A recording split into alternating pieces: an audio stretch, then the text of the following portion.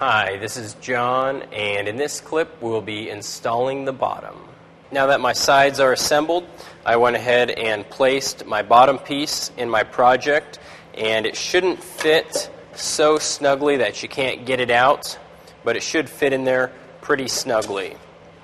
To install the bottom, we're going to be putting some screws along the bottom side and along the ends. And that's going to really hold everything together.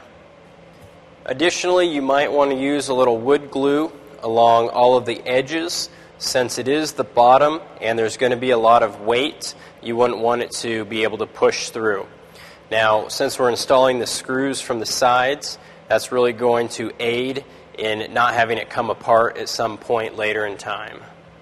Once our bottom is positioned in place and it's all flush, we're going to come in and drill a few pilot holes.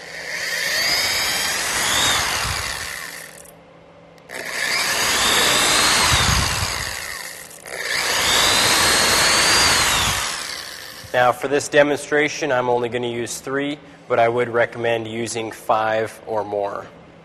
Next we're going to come back with our screws and secure that in place.